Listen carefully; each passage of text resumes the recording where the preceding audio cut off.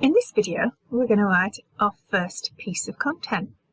So we're going to go to our dashboard and we're going to pick, is it going to be a page? Is it going to be a post? It's probably going to be a post rather than a page. And let's just see what it shows us of what we need to do. So let's click Add New.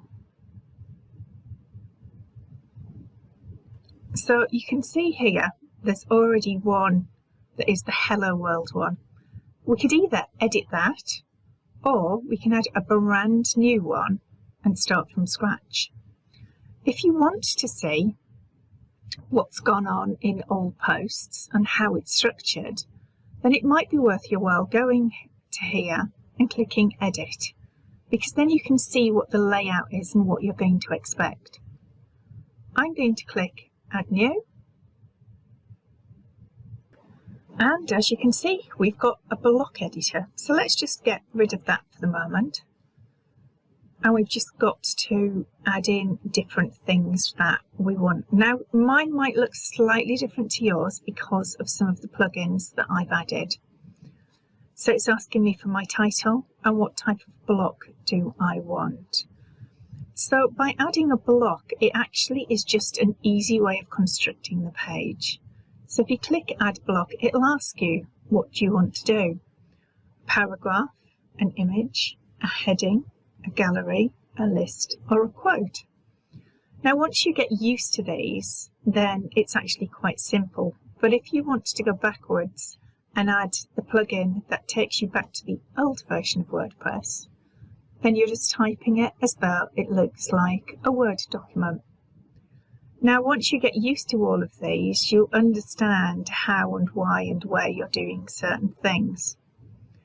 So the very first thing that you probably want is a heading. And then you probably want to have a paragraph. You might then want an image or a list or a gallery. And somewhere throughout it, you might want to add in a quote. Either way, just click to add the section, add in the content that you want, and then come down to this section here. Now this is all about the SEO. So that's search engine optimization. This is what Google says. The most important parts are the very beginning. So if you're trying to be found for a particular keyword, and it isn't just a word, that could be a series of words together, then you've got to make sure that it's going to be in the title and in the description and the meta description, also in the first paragraph of text. You might also want to think about your meta keywords. So if it's Amazon training, for example, you would type that and then a comma and then put in your next one. So whatever it is that you want to be found for, you need to make sure that it's where you want it to be. Now, for social sharing, you can actually pick the image that you want to have, because I've added the Ultimate Social Media plugin. I can also change varying things, not all of it, because some of it's only available in a premium one. But there's lots of things that you can do to be found. Now, you can see here that it's giving you the readability.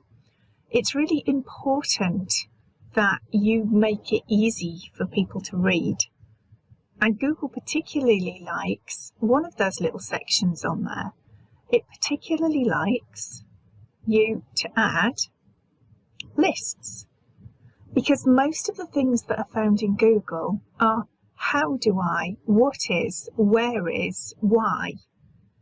And if you have a list that puts at the beginning the question and then answers it, your content will be found much more easily and gets seen, and then it goes into the perpetual circle. Once it is being seen and read to the bottom, Google ranks it and decides that this is what the customer wants for that particular search term.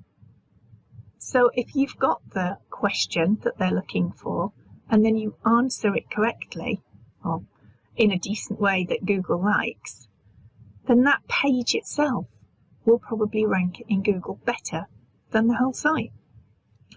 So it's really important to think like the customer of what they expect to see, and then just make it look as concise, as readable, and as user-friendly as possible. So I've now got to go and think, what am I going to write for my first blog post?